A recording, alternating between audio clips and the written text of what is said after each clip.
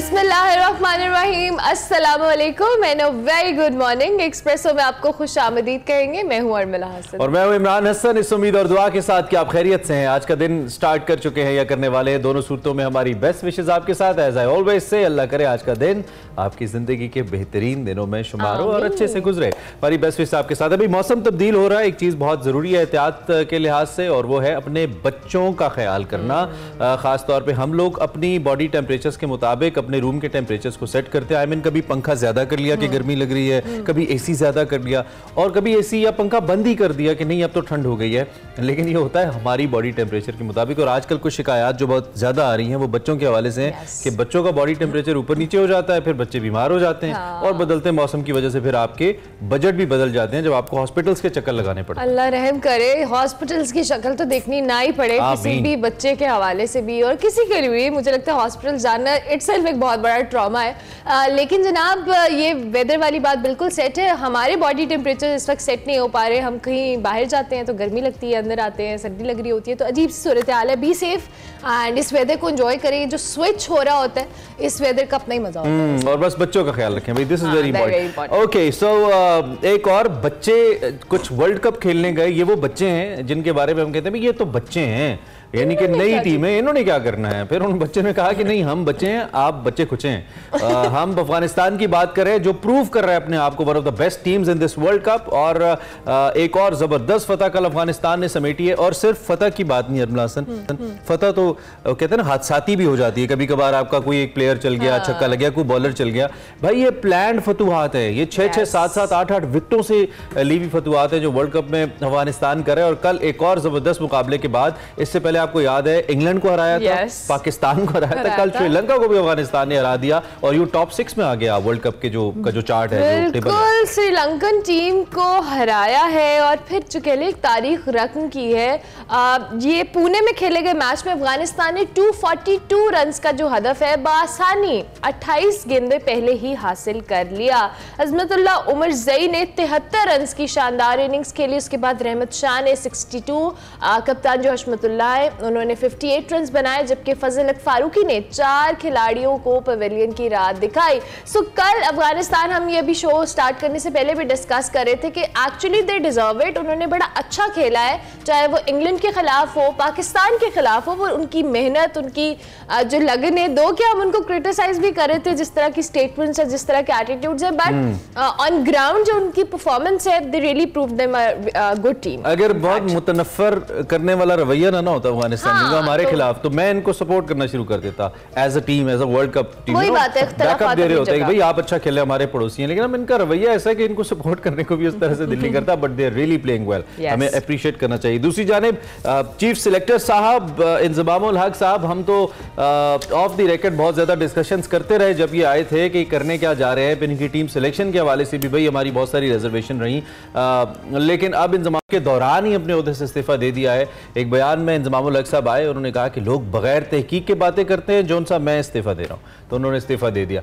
तो लेकिन अब ये इस्तीफा क्या राइट वे में गया है, क्या ये बेहतर है कि उन्होंने कहा कि मैं साइड पे हो जाता हूं, तो वो सही तरीके से साइड पे हुए हैं, या वाकई उस खबर का कोई ना कोई रोल है जो कुछ दिन पहले, इनफैक्ट परसों आपने हमारे अखबार में पढ़ी थी, जिसमें ये कहा गया था कि कोई मफादात का टकराव है, जिसमें जो प्लेयर्स एजेंट केस है इसमें कुछ मफादात मिले हैं इंजमामुल हक साहब को। सो इस पे तहकीक होना बहुत ज़रूरी है। लेकिन इंजमाम साहब का इस तरीके से मुस्ताफ़ी हो जाना इटसेल्फ बहुत सारे सवालात खड़ा कर रहा है। बिल्कुल। और पाकिस्तान क्रिकेट बोर्ड के वाले ने कहा कि इस केस में जो भी इंक्वायरी करेगा, मैं बगैर तहकीक के ये लोग बात करें, मैं इस इंक्वायरी में प्रॉपर सबूत जो कह लें सपोर्ट करूंगा। और ये भी कहा कि जिस सबूत दे जो इल्ज़ामात उन पर लगाए गए हैं। दूसरी जानिब जी ज़का अशरफ साहब ने कहा है कि 5 रुकनी कमेटी बनाई गई है जो मफाद के टकराव से मुतल्लिक ये जो स्टेटमेंट थी उसके मुतालिक इंक्वायरी करेगी। इंजमामुल हक साहब का जो इस्तीफा है उसके बाद बहुत सारे लोगों ने इस पे जो कह लें अपने तहफ़्फ़ुज़ात का भी इज़हार किया। 2 के इख्तलाफात अपनी जगह, बहुत सारे लोगों के उनकी सिलेक्शन से लेकर दीगर मामलात से लेकर थे,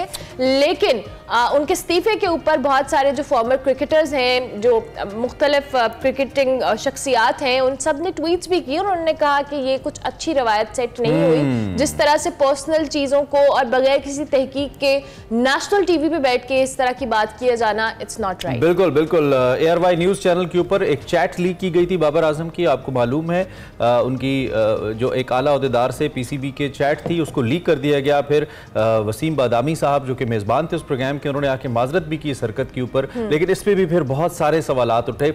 मेरा सवाल यहाँ पे इस प्लेटफॉर्म से ये है कि हो क्या रहा है पाकिस्तान क्रिकेट बोर्ड के अंदर, किस तरीके से हमारी क्रिकेट जो कि हम सबकी दिल अजीज गेम है, हर दिल अजीज गेम है, हम सबके दिलों के बहुत करीब है, चाहे पाकिस्तान की प्राइम मिनिस्टरशिप पे बैठा हुआ कोई शख्स हो या पाकिस्तान में एक आम दिहाड़ीदार मजदूर हो, हर शख्स के दिल के नजदीक अगर कोई खेल है जो उसको जोड़ता है तो वो क्रिकेट है। उसके साथ कर क्या रही हैं ये अथॉरिटीज या फिर वो लोग जिनको अल्लाह ने साहिब इख्तिदार बनाया या साहिब सलाहियत बनाया है, वो क्या किरदार अदा कर रहे हैं और तारीख उनको कैसे याद करेगी। आई मीन 2023 के अंदर having the best talent in the world, हमारी टीम इस वक्त स्ट्रगल कर रही है और अजीब व गरीब किस्म की कंट्रोवर्सीज का शिकार है। Who is responsible to all this?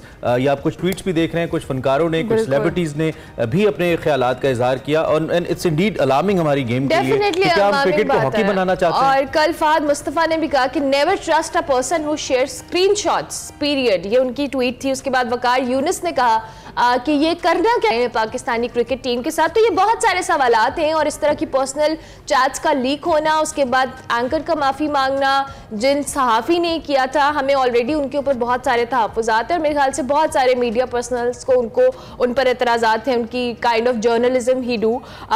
लेकिन इसी पे तजिया ले लेते हैं। हमारे साथ none other than doctor of cricket Mirza Iqbal Baig साहब मौजूद हैं और उसके साथ साथ रिशाद महमूद साहब हमारे साथ मौजूद होंगे, सीनियर स्पोर्ट्स तजियाकार है। आप दोनों को हम खुश आमदीद कहेंगे। Thank you very much for joining us in espresso.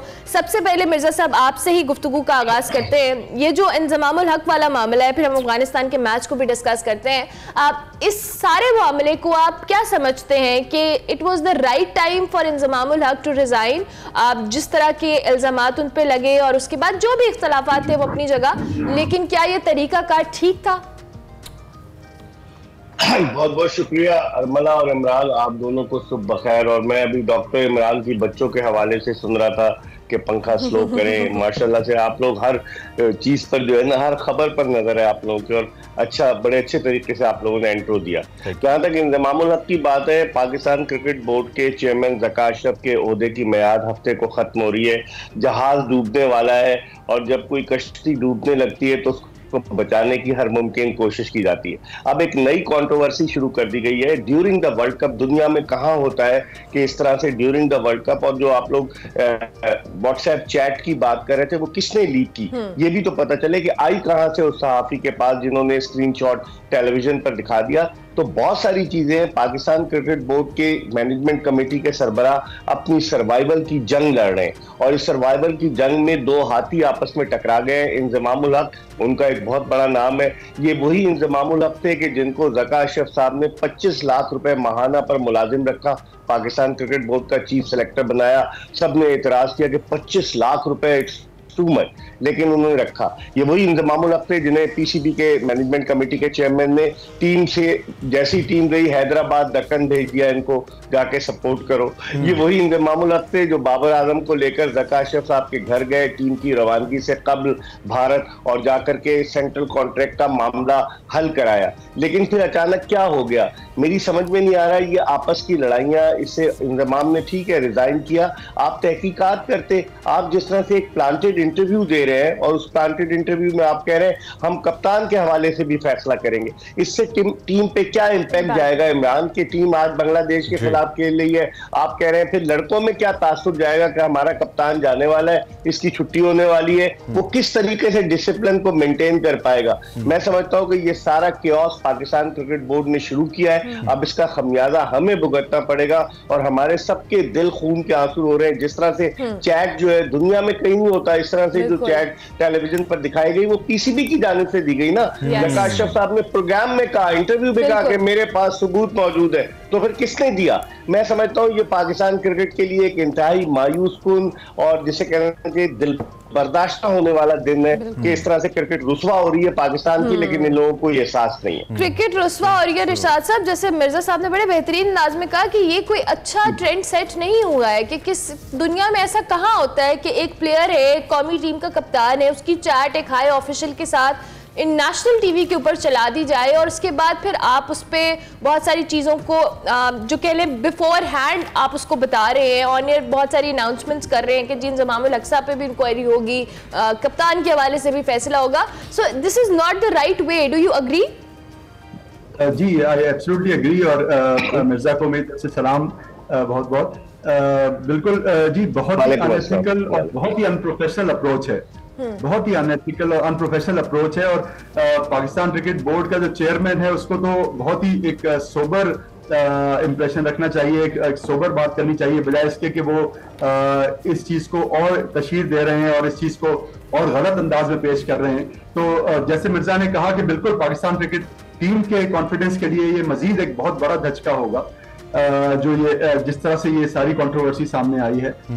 ये मैं एक बात आपसे कहता चलूं कि एक जमाने में दुनिया भर की 15 मुल्कों में एक सर्वे किया गया था, तो उसमें उन्होंने कहा था कि पुलिस में आने से कबल लोगों का दिमाग ठीक होता है, लेकिन जब वो पुलिस का यूनिफॉर्म पहन लेते हैं तो उनका दिमाग अचानक खराब हो जाता है। तो ये पाकिस्तान क्रिकेट बोर्ड की भी हिस्ट्री रही है कि जो आदमी पाकिस्तान क्रिकेट बोर्ड ज्वाइन करता है और वहां पे आता है वो अच्छा खासा आदमी भी जो अपना उसका दिमाग जो है खराब हो जाता है। तो ये सूरत हाल लग रही है हमेशा की तरह के एक बहुत इनकॉम्पिटेंट एक लगता है कि ऑफिशियल ने ये बात की है और बिल्कुल बहुत ही गलत इंप्रेशन इससे जा रहा है। तो मिर्जा साहब, इनकी जो तैनाती थी या इनकी जो सिलेक्शन थी बतौर चीफ सिलेक्टर इंजमामुल हक साहब की, हमने कुछ हमारी डिस्कशन, खैर वो ऑन एयर तो नहीं थी लेकिन हमने डिस्कस किया था, आई रिमेंबर। आप इसको कैसे देखते हैं? क्योंकि इन्होंने उस वक्त भी जब ये फैसले लिए कुछ टीम सेलेक्ट करने में, वो फैसले भी बड़े सेल्फ कॉन्ट्रोवर्शियल थे और इन्होंने उसको जस्टिफाई करने में, वो कहते हैं ना, ये गलत फैसले को ठीक करने के चक्कर में आप कई और गलत फैसले करते हैं उसको जस्टिफाई करने के लिए। तो और फिर हमने वो देखा कि वो गलत फैसले सिर्फ हमारी गुफ्तगू में शामिल साबित नहीं हुए, बल्कि वो जो वर्ल्ड कप में परफॉर्मेंस रही टीम की, जो एक वन यूनिट बन के टीम ने खेलना था, उसमें भी वो साबित हुए। तो आपको नहीं लगता कि इस कॉन्ट्रैक्ट से ज्यादा सवाल उन फैसलों पे उठाया जाना चाहिए जो इतने बड़े मेगा इवेंट से पहले किए गए और फिर उसका खमियाजा पूरी टीम और पूरी कौम भुगत रही है इस वक्त वर्ल्ड कप के अंदर? इमरान, फैसलों पर सवाल जरूर उठाना चाहिए। तो जब टीम वापस आ जाए, 11 नवंबर को आपका आखिरी मैच है, अभी भी आपका चांस है। आज आप बांग्लादेश से जीते, 4 नवंबर को आपका न्यूजीलैंड से मैच है, 11 नवंबर को आपका इंग्लैंड से मैच है, और इन 3 मैचेस को जीतकर बड़े मार्जिन से उधर की इफ एंड बट सिचुएशन के मुताबिक अगर आप सपोज क्वालिफाई कर जाते हैं, नहीं करते सेमीफाइनल के लिए, जब वतन वापस आए तो सारी चीजें जब टीम वापस आ जाए जब होनी चाहिए ना, कि ड्यूरिंग द टूर्नामेंट कहाँ होता है। दुनिया का कौन सा मुल्क मुझे बता दें जहां का चीफ सेलेक्टर रिजाइन कर रहा है, जहां का चेयरमैन जो है वो जाकर पहले से टीम अभी खेल रही है भारत से खेलने, वो अहमदाबाद जाके पेप टॉक दे रहा है? कहाँ होता है दुनिया में? आपकी टीम फाइनल में पहुंचे, आप जाए। अब वक्त था, ज़कात शफ़ा को अब जाना चाहिए था जब पाकिस्तानी टीम हार रही थी, जाकर इनके हौसले बढ़ाने चाहिए थे। लेकिन यहाँ पर तो सर्वाइवल की जंग है और इंजमामुल हक को लेकर कौन आया? सवाल ये पैदा होता है, लोग कहते हैं कि मुझे बताओ धक्का किसने दिया, लेकर कौन आया था? ज़कात शफ़ा साहब लाए थे, उस वक्त उन्होंने फैसला किया था। तनकीद भी, हमने भी तनकीद की कि इंजमाम साहब को इतनी भारी तनख्वाह पर लेकर आए हैं। इंजमाम ने अपनी सिलेक्शन कमेटी बना दी, 7 अगस्त को इंजमामुल हक आए थे। अब आप अंदाजा लाएं, तकरीबन 3 महीने तक हो रहे, तब उनमें कोई खामी आपको नजर नहीं आई, तब आपको कॉन्फ्लिक्ट ऑफ इंटरेस्ट नजर नहीं आप आया। दोनों साहिबान का एक्सपीरियंस मुझसे बहुत ज्यादा है जर्नलिस्टिक और खास तौर पे स्पोर्ट्स जर्नलिज्म के अंदर। मुझे ये लगता है हमेशा जब भी कोई खबर सामने आती है, पीछे छोटी हो या बड़ी, कोई ना कोई वजह, कोई ना कोई कंट्रोवर्सी जरूर होती है। ऐसे खबर नहीं आती, रिपोर्टर इतनी बड़ी खबर ऐसे फाइल कभी भी नहीं करता, कुछ ना कुछ उसका होमवर्क जरूर होता है जिसके बाद वो इतनी बड़ी खबर को मंजर आम पे लाता है। ये जो इंजमाम साहब मुसलसल डिनाई कर रहे हैं अपने इस ताल्लुक को प्लेयर्स एजेंट केस के अंदर, आप इंजमाम साहब से किस हद तक मुत्तफिक है कि क्या वाकई मिलाइन किया जा रहा है उनको, या नहीं कुछ तो है जिसकी पर्दादारी है? देखिए इमरान, मैंने उस कंपनी के डॉक्यूमेंट्स देखे हैं। उस कंपनी के डॉक्यूमेंट्स में इंजमाम साहब 2020 में उसके डायरेक्टर बने थे और वो कंपनी याजू इंटरनेशनल के नाम से कंपनी है जो प्लेयर्स मैनेजमेंट का काम करती है। उस कंपनी में इंजमाम के भाई इंतसारुल हक का नाम भी है और उस कंपनी के जो तलहा रहमानी है जो इंजमाम के भी एजेंट है और दीगर प्लेयर्स के भी एजेंट है, वो तो है। लेकिन अब इंजमाम इसको साबित करेंगे ना, उन्होंने रिजाइन कर दिया, इंक्वायरी होनी चाहिए, 5 रुकनी इंक्वायरी कमेटी बाद में बनाई, पहले ऐलान कर दिया जकाशफ ने कि हम इंक्वायरी करेंगे। 2 रिटायर्ड कर्नल है उस इंक्वायरी कमेटी में, पीसीबी की मीडिया मैनेजर आलिया रशीद है और 2 और अफराद हैं। तो आपने जब सारी चीजें इंक्वायरी करनी थी और ड्यूरिंग द वर्ल्ड कप आप इस तरह की चीजें करेंगे, इससे टीम पे बड़ा मनफी तासुर जाएगा। मैं इस बात के हक में नहीं। ठीक है, अगर इंतजाम गलत है आप इंक्वायरी करें, आप उनको पनिश करें और आप उनसे पूछगछ करें कि उन्होंने ये क्यों किया, पाकिस्तान क्रिकेट के मफाद के खिलाफ अपने जाती मफाद के लिए क्यों किया। लेकिन इस तरह की चीजें होना, फिर इंतजाम ने रिजाइन कर दिया, फिर इंतजाम एक टेलीविजन चैनल पर आकर अपने आप को डिफेंड कर रहे थे कि सबूत फराहम करें। ये सब चीजें होनी चाहिए, ये ऑन द स्क्रीन नहीं होनी चाहिए। ये बंद कमरे में आप इंक्वायरी करके वर्ल्ड कप के बाद सब कुछ करते हैं, हर एक के सामने आता। बड़ा अनप्रोफेशनल वे में इस पूरे मामले को हैंडल किया गया है, बहुत अनप्रोफेशनल वे में हैंडल किया गया। मिर्जा साहब वेल सेड। अब रिशाद साहब, जैसे मिर्जा साहब कह रहे हैं कि हर चीज को टीवी के ऊपर लाना, पब्लिक करना, और ये सारी चीजें इस टूर्नामेंट, जबकि ये इतना बड़ा टूर्नामेंट है, पूरी दुनिया में पाकिस्तानी टीम के हवाले से ओवरऑल इस टूर्नामेंट को डिस्कस किया जा रहा है। इस टूर्नामेंट के दौरान इस तरह की कंट्रोवर्सीज आना, ऑलरेडी जब टीम इतना स्ट्रगल कर रही है, मोरल्स उनके इतने डाउन है, तो उस दौरान ये सारी एक्टिविटी होना, इसका तासुर प्लेयर्स पे तो बुरा जा रहा है, लेकिन उसके साथ साथ इंटरनेशनली भी हमारा पीसीबी, हमारे बोर्ड का मजाक बन रहा है। जी बिल्कुल, आप ठीक कह रही हैं। इससे बहुत ज्यादा मजाक बना है और मैं समझता हूं कि हर आदमी पर यह जिम्मेदारी आयद होती है, सहाफियों पे भी और एंकर्स पे भी या पीसीबी के ऑफिशियल्स पे भी, कि उनको ये जाहिर एहसास होना चाहिए कि पाकिस्तान की टीम वर्ल्ड कप खेल रही है, अभी कुछ मैचेस बाकी हैं, कुछ आउटसाइड चांस भी है। तो इस वक्त कोई ऐसी कंट्रोवर्सी, कोई ऐसी बिलो द बेल्ट बात ना की जाए जिससे वो बहुत डिस्टर्ब हो जाए खिलाड़ी, या मजीद कोई एक बेवजह की एक कंट्रोवर्सी शुरू हो जाए। तो ये इस चीज का एहसास सबको होना चाहिए, लेकिन इस मामले में हमने देखा है कि तकरीबन सभी कसूरवार नजर आ रहे हैं। सभी कसूरवार नजर आ रहे हैं। ठीक है, चलें जी, अब आज के मैच के ऊपर थोड़ा सा बात कर लेते हैं जी। कुछ ऐड करना चाह रहे हैं? एक चीज अगर इजाजत दे मैं ऐड करना चाहूँ कि मसला ये हुआ है कि जो सैरोगेट स्कैंडल सामने आया, जो बैटिंग कंपनीज हैं कि जो करोड़ों रुपए के इश्तिहारात देती हैं, वो बैटिंग कंपनीज, चूंकि बाबर आजम ने उसको रेजिस्ट किया है, उन बैटिंग कंपनीज को, उसने कहा कि ये नहीं हो, और फिर पाकिस्तान क्रिकेट बोर्ड मजबूर हुआ। बाबर से पहले मुल्तान सुल्तान से जब रिजवान खेल रहे थे, उन्होंने इसको वो किया। तो जिन लोगों का माली नुकसान हुआ है, एक एजेंडे के तहत वो तमाम लोग जो है इस मामले पर बाबर आजम को तनकीद का हदफ बना रहे। ठीक है, उससे कप्तानी नहीं हो रही, आप वापस आए, आप कप्तानी ले लें, लेकिन असल चीज जो है वो सैरोगेट स्कैंडल है, जिसमें लोगों को अरबों रुपए का नुकसान हो रहा है। तो बाबर आजम को टारगेट बनाया जा रहा है, एक एजेंडे के तहत जो है ना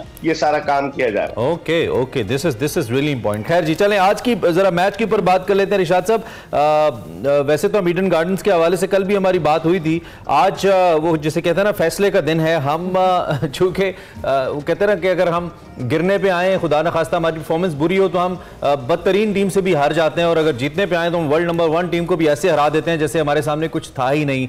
आज के मैच में क्या माइंडसेट एक्सपेक्टेड है जी? हसन अली भी सुना है कि बुखार के बाद ठीक हो गए और वापस आ रहे हैं, so how do you see today's match?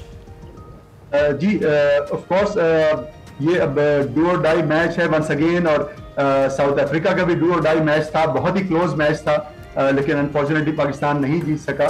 तो अब इसमें जाहिर है पाकिस्तान को तीनों मैच जीतने हैं, और उनको ये उम्मीद रखनी है कि एक दो टीमें न्यूजीलैंड वगैरह कुछ एक आध मैच हार जाएं तो थोड़ा सा चांस उनका बन जाए। लेकिन ये कि डेफिनेटली बहुत ही इंपॉर्टेंट मैच है, और इसमें आप देखिए कि अब अफगानिस्तान का भी, जैसे आपने कहा कि 3 मैचेस जीत के वो हमसे ऊपर चले गए हैं, तो पाकिस्तान के लिए बड़ा जरूरी है कि ये मैच भी जीते, अगला भी और उससे अगला भी। और कॉन्फिडेंस पाकिस्तान के कोच ब्रैडबर्न ने अच्छा स्टेटमेंट दिया कि पाकिस्तान अब भी डिटरमिन्ड है कि अपने पास्ट को भूल के और पाकिस्तान आगे जाए और यकीनन वर्ल्ड कप के सेमीफाइनल के लिए क्वालिफाई करे।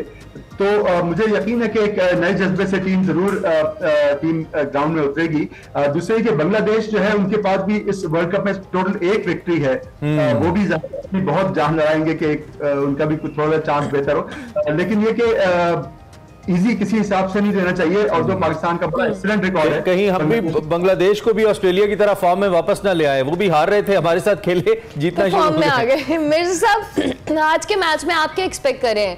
बांग्लादेश वर्सेस पाकिस्तान, ऑब्वियसली बांग्लादेश, इमरान जैसे कह रहे हैं कि हम कभी कभी बहुत ही छोटा भाई वर्सेस बड़ा भाई छोटा भाई वर्सेस, जी क्या उनको इमरान ने मुझे याद दिला दिया 1999 का वर्ल्ड कप जहाँ नॉर्थहैम्पटन में हम बांग्लादेश के खिलाफ हारे थे और वसीम अकरम ने बयान दिया कोई बात नहीं, अगर हम हार गए तो क्या हुआ, अपने भाइयों से हारे। लेकिन अब जो है अब सिचुएशन डिफरेंट है। अब बांग्लादेश एक मैच यहाँ खेल चुका है, ईडन गार्डन्स कोलकाता में हारा है नीदरलैंड से, वो थोड़ा सा हम होगा कंडीशन से। पाकिस्तानी टीम जो है, अब आप देखें ना स्केड्यूल ऐसा बनाया गया है कि पाकिस्तानी टीम अब आएगी कोलकाता खेल कर फिर वापस जाएगी बेंगलोर जहां न्यूजीलैंड से खेलेगी, फिर बेंगलोर से वापस आएगी कोलकाता जहां वो इंग्लैंड से खेलेगी। लेकिन पाकिस्तान को टफ टाइम देगा बांग्लादेश। अब खिलाड़ी किस फ्रेम ऑफ माइंड में पाकिस्तान के ये देखना होगा। और जिस तरीके की परफॉर्मेंस हमने दी, कहते हैं ना मुकाबला तो दिले नातवा ने खूब किया। ठीक है हम हारे, 1 विकेट से हारे, लेकिन हम फाइट करके हारे जिसका किसी को दुख नहीं होता। और आज हमें उम्मीद है इंशाल्लाह ताला पाकिस्तानी टीम, क्योंकि बांग्लादेश की टीम गिरी हुई है, नेदरलैंड्स की टीम के जिसको टेस्ट स्टेटस नहीं मिला उसने बांग्लादेश को हराया इसी मैदान पर। तो मुझे लग रहा है कि पाकिस्तान का मोरल अप होगा, पाकिस्तान बांग्लादेश को हरा सकता है और कोई वजह नहीं पाकिस्तान हराए, टेक ऑफ करे, इन तमाम कंट्रोवर्सीज को पीछे छोड़े और लोग एक मरतबा फिर टेलीविजन सेट के सामने और मोबाइल हाथ में लेकर मैच देखते हुए नजर आए। इंशाल्लाह मिर्जा साहब, वेरी ऑप्टिमिस्टिक ऑफ यू। लेकिन हम उम्मीद करते हैं कि पाकिस्तान बांग्लादेश को आज हराए और जो टीम का मोरल है वो बुलंद ही रहे। Thank you very much Irshad Mahmood साहब and doctor cricket Mirza Iqbal Baig, दोनों हमारे साथ थे। आप दोनों मेहमानों का बहुत शुक्रिया। आपको लगता है आज पाकिस्तान जीतेगा? इंशाल्लाह, क्यों नहीं जीतेगा, हम बिल्कुल हराएंगे। और हमारी टीम इतने प्रेशर के बावजूद, अगर साउथ अफ्रीका जैसी टीम के खिलाफ उन्होंने कमबैक किया और बता के कमबैक किया, बाबर आजम जो है बतौर कैप्टन लीड कर रहे हैं, और मुझे बहुत ही खुशी हुई कि नहीं, हम बिल्कुल अगर कहें ना कि वो कंधे गिरे हुए, ऐसा नहीं, हमारी टीम ने बहुत शानदार कमबैक किया और अंपायर का एक फैसला था जो हमें वो मैच हरा गया, वरना मैच तो हम जीत गए थे। लेकिन चूंकि अल्टीमेटली स्टैट्स ही मैच की फतह का फैसला करते हैं, तो स्टैट्स हमारे हक में नहीं थे, हम 1 विकेट से हार गए। लेकिन पाकिस्तान की टीम ने शानदार खेला और मुझे इसमें कोई शक नहीं है इंशाल्लाह कि हम बहुत अच्छा मैच खेलेंगे और बाबर की क़यादत में हम जीतेंगे आज का मैच। ब्रेक लेते हैं, ब्रेक के बाद वापस आते हैं। Welcome back to Expresso. बात करेंगे गैर कानूनी गैर मुल्कियों के इनखला की हुकूमती डेडलाइन का आज आखिरी रोज़ है जो आज रात ख़त्म हो जाएगी, जिसके बाद हुकूमत ग्रैंड ऑपरेशन का ऐलान कर चुकी है। ये ऑपरेशन कैसा होगा इस पर भी बात करेंगे, मगर उसके साथ साथ आपको बताएं कि निगरान वफाकी वज़ीर दाखिला सरफराज बुगटी के मुताबिक तकरीबन 3 मिलियन के करीब अफगान शहरी पाकिस्तान में मुकीम है, जिनमें कुछ के पास शनाख्ती कार्ड है, कुछ के पास जाली कार्ड हैं। कुछ दिन पहले से और काफ़ी अरसे से ये लोग गैर कानूनी तौर पर मुकीम है और उनको मुल्क से निकाला जा रहा है। सरकारी टीवी के मुताबिक जी अफगानिस्तान जाने वाले जो अफराद हैं उनकी मजमूई तादाद 82,000 से जायद हो चुकी है, जो तुर्खम और चमन बॉर्डर के जरिए अपने वतन वापस गए।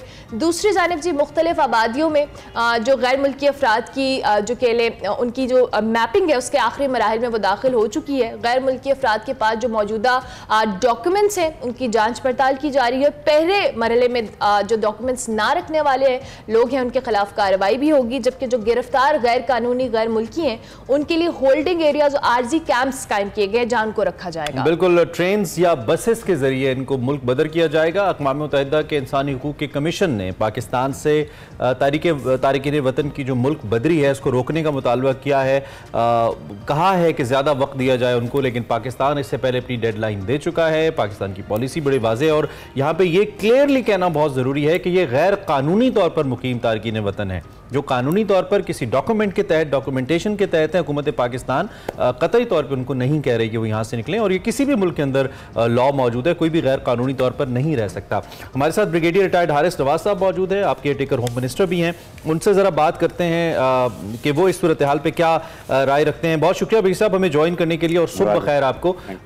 बड़ा अहम दिन है पाकिस्तान के लिए बहुत अरसे के बाद और शायद तारीख में पहली बार हमने इतना वाज़ेह तौर पर एक फैसला लिया है। आई होप कि हम इस पर अमल भी करने जा रहे हैं। इसके असरात आप क्या देख रहे हैं, ये कितना जरूरी था और क्या हुकूमत पाकिस्तान ने जो टारगेट सेट किए थे क्या उनको हासिल कर पाएंगे हम इस कॉन्टेक्स्ट के अंदर?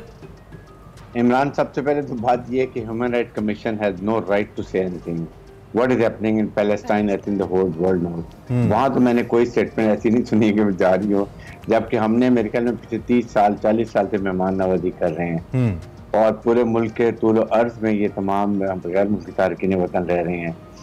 हमने इतनी मेहमान नवाजी की कि अब हमारे बस से बाहर हो चुका है, इकोनॉमिक लॉस हो रहा है। उसके बाद मुल्क में टेररिज्म में हमें फ़र्क पड़ा है। रबीउल अव्वल के महीने में आपने देखा कि किस तरीके से मस्तूंग में और उसके बाद दूसरी एक जगह पर हुआ, वो हमने देख लिया। तो इसलिए फैसला किया हुकूमत पाकिस्तान ने। ज़ाहिर है हुकूमत पाकिस्तान का फैसला तो सूबों पर लागू होता है, और हमने बड़ा एलाबरेट अरेंजमेंट किया है।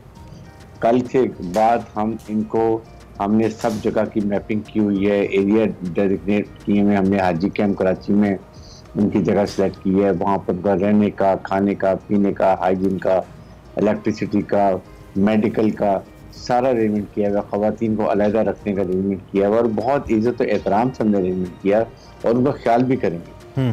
सबसे बड़ी बात है कि फाइनली हमने ये मैनेज किया, हमने रेलवे की ट्रेन अरेंज कर ली हैं, स्पेशल ट्रेन जो यहाँ से उनको लेंगी और सीधा चमन बॉर्डर के पास लेके जाएंगी। ये बहुत अच्छा होगा, इससे हमें सिक्योरिटी के प्रॉब्लम बहुत कम हो जाएंगे, उनको रास्ते में ठहराना रुकना सिक्योरिटी इशूज थे वो ख़त्म हो जाएंगे। खाने का अरेंजमेंट हमने ट्रेन में कर दिया है।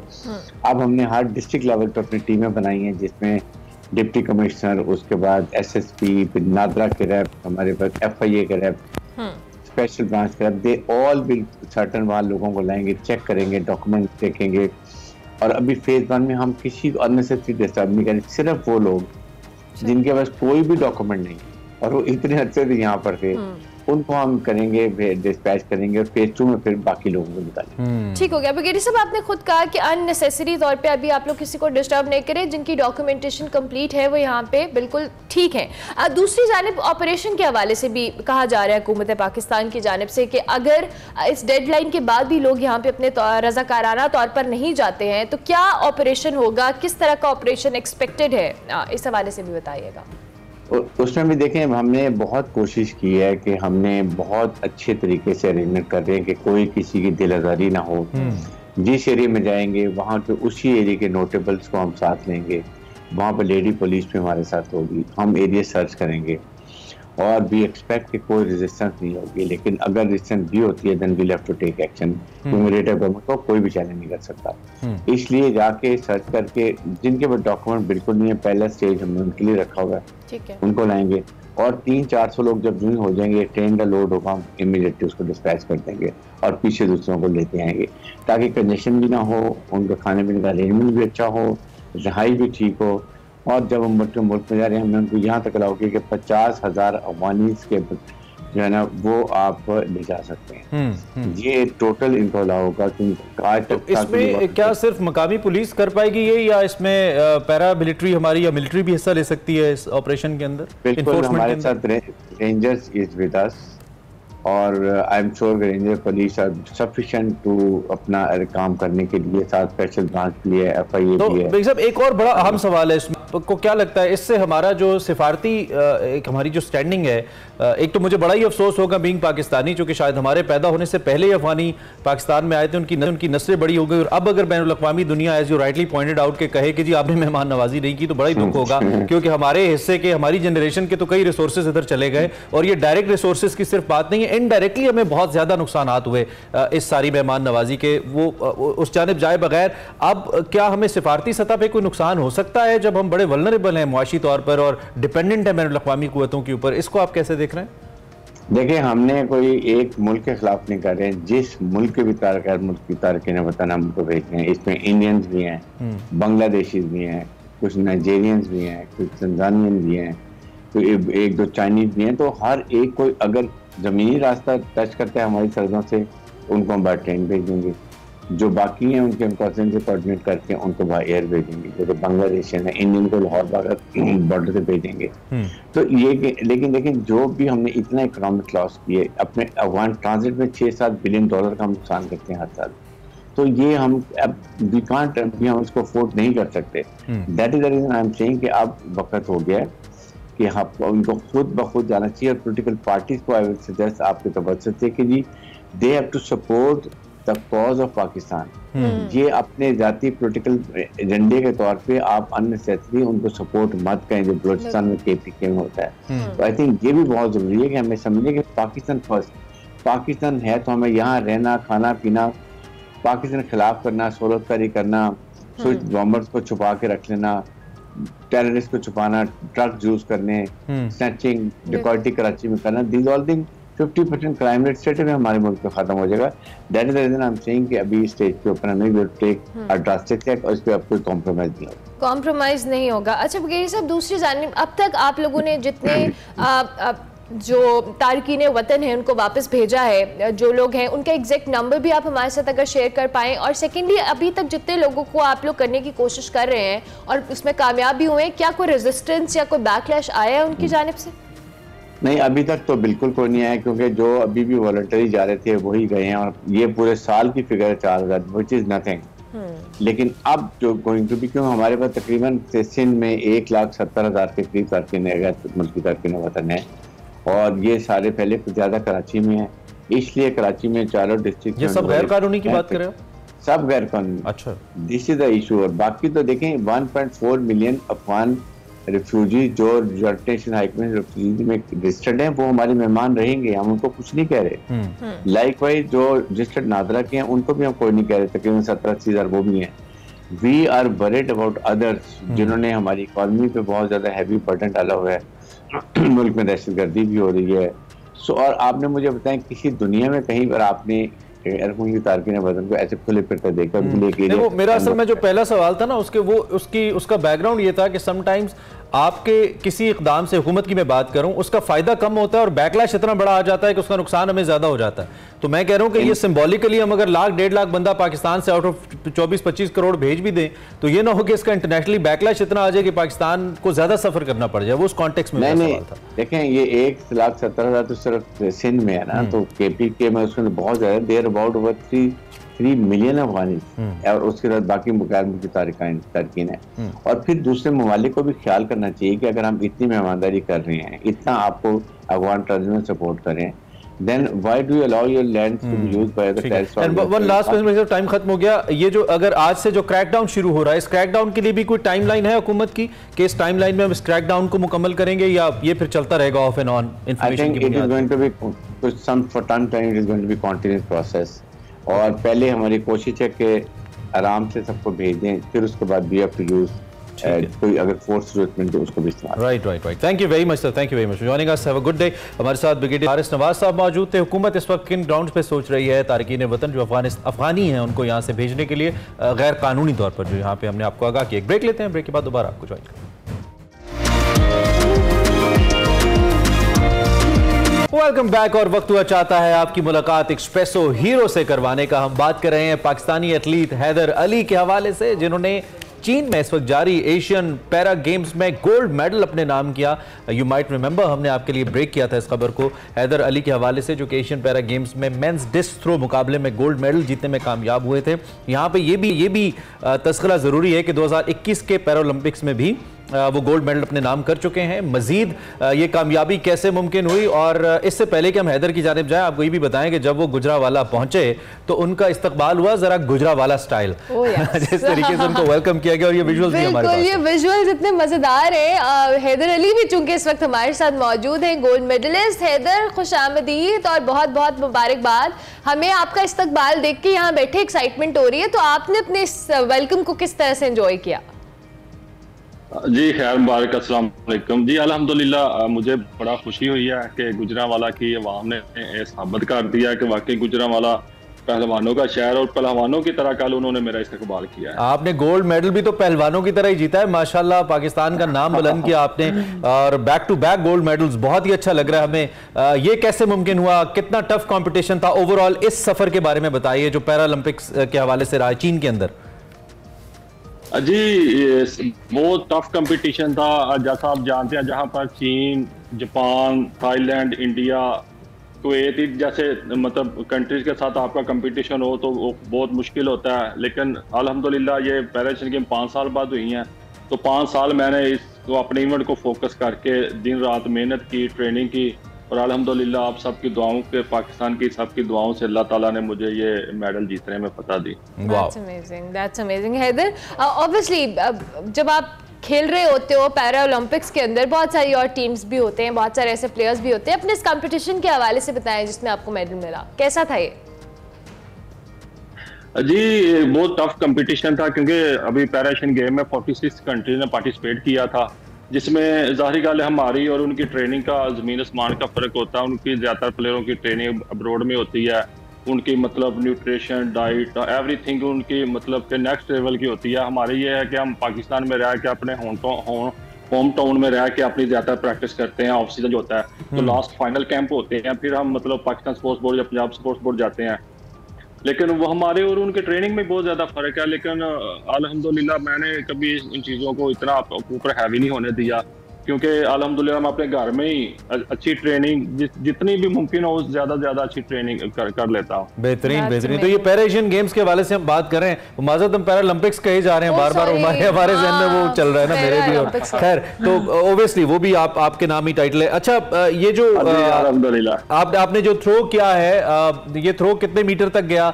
क्या पहले से रिकॉर्ड बेहतर हुआ, कम हुआ? और जो आपके ओपोनेंट थे जिनका सेकंड नंबर पे रहा, कितना फर्क रहा? चूंकि हम बराह रास्त देख नहीं सके तो जरा ये भी हमें बताइए। जी, मेरा जो ये थ्रो था, डिस्कस थ्रो, इसमें मैंने 51.23 मीटर किया। अच्छा। और इसके बाद जो जापान का लड़का था उसने 49 पॉइंट किया, और उसके बाद जो चाइना का था उसने 48 पॉइंट समथिंग मीटर किया। ओके। हमारा तकरीबन 1-1 मीटर का डिफरेंस था। ये तो बहुत सिग्निफिकेंट है। तो आपने कहा कि आप ट्रेनिंग घर पे रह के करते हैं। आई रिमेंबर हमने इससे पहले बात भी की थी, हमारे एक वेट लिफ्टर थे, उनके हवाले से भी, आपके हवाले से भी, कि आप लोगों को ये रिसोर्सेज मुहैया नहीं है। क्या अभी तक नहीं है? और फिर घर पे कैसे हो सकता है? इसके लिए तो बड़ा वास्ट फील्ड चाहिए और बड़ी टेक्निकल ट्रेनिंग चाहिए, फिर मसल ट्रेनिंग भी चाहिए। जाहिर बात है, आपने अगर डिस्कस थ्रो करना है उसके लिए आपको स्ट्रेंथ भी चाहिए। तो ये कैसे मुमकिन हो पाता है फिर हैदर? ये तो बड़ा मुश्किल हो जाता है। सर ये इंतहाई मुश्किल था, क्योंकि आपको पता है कि लास्ट हमारे जो अगस्त सितंबर के बारिशों का मौसम भी होता है, और हमारे खास तो गुजरांवाला के जो ग्राउंड है, अल्लाह खैर करे एक बारिश हो जाए तो 1-1 महीना पानी नहीं खत्म होता उधर से। तो मैंने तो इंतहाई मुश्किल वक्त में ये ट्रेनिंग किया। मैंने अपने घर में एक रूम मतलब फ्री करवा के वहां पर वो रेत की जो होती है 2 kg की मैंने वो थाली बनाई एज ए मतलब सिर्फ प्रैक्टिस के लिए। हालांकि उससे प्रैक्टिस होती नहीं है, लेकिन एक पता था कि मैंने जाना है, 2 महीने रह गए, 3 महीने रह गए, तो प्रैक्टिस तो मैंने करनी है ना। तो बस ऐसे ही समझ ले गुजारा किया, प्रैक्टिस नहीं छोड़ी, लेकिन घर में की है, चाहे जाके खेतों में की है, जैसे भी अपने आप को एडजस्ट किया। अरे वाह, ट्रेनिंग नहीं छोड़ी। क्या बात है सर, ताड़े तो मैं कहना फिल्म बननी चाहिए है जिन्ना तुसी माशाल्लाह, क्या बात है, जबरदस्त। नहीं हैदर, वैसे ये इतनी एफर्ट्स के बाद मेडल बिल्कुल बनता है, और ऑब्वियसली बहुत सारे ऐसे आप जैसे एथलीट्स हैं, प्लेयर्स, और एक मेडल उनका भी बनता है जो इनको ट्रेनिंग की फैसिलिटीज नहीं देते। अच्छा हैदर, अभी आप आए हैं जीत के, और हम चूंकि बार बार आप भी बात करते होंगे, आपको किसी ने राबता नहीं किया, या कोई ऐसी फेडरेशन हो, कोई हुकूमती नुमाइंदा हो, कोई बंदा जिसने आपको अप्रिशिएट किया हो कि आप मेडल जीत के आए हैं? जी, मेडल जीतने के बाद मुझे अभी पाकिस्तान वापडा के उन्होंने मतलब ट्वीट किया, उसके बाद पीजी पाकिस्तान स्पोर्ट्स बोर्ड ने मुझे फोन किया। अच्छा। और उसके अलावा जो मतलब नेशनल पैरालंपिक कमेटी, वो तो मेरे साथ ही थे। बस इन चंद लोगों ने अप्रिशिएट किया। बाकी एप्रिसिएशन ही मिली है आपको, ठीक हो गया। अच्छा हैदर, ये बताएं, अभी तक कोई ऐसी चीज नहीं। आपकी फैमिली कितनी खुश थी? आपकी फैमिली के हवाले से बताएं जरा, उनका एक्साइटमेंट, आपके घर में आपके और भाई, आपके कजिन्स, वो कितने खुश थे? जी, एक तो अल्हम्दुलिल्लाह ये जो स्पोर्ट्स है हमारे शुरू खानदान से आ रही है। दादा परदादा वो पहलवान थे, वाला साहब भी कबड्डी के प्लेयर थे, तो वो जैसे होते हैं ना, वो ब्लड टू ब्लड ये स्पोर्ट्स आ रही है। वो उनको तो हमेशा मतलब जो मैं अभी ये मेडल जीत रहा हूँ, इसमें ज्यादा क्रेडिट मेरे वालिद साहब को ही जाता है, क्योंकि उन्होंने कभी नहीं मुझे मतलब ये चीजें महसूस होने दी, बेटा के फलानी चीज होगी तो तुमने प्रैक्टिस करनी है, अगर हुकूमत कुछ देगी तो करनी है। उन्होंने कहा नहीं बेटा, अल्लाह ताला ने तुम्हें नाम दिया है, अल्लाह ताला का नाम लेकर हिम्मत करो, जैसे भी करो, अपनी प्रैक्टिस जारी रखो।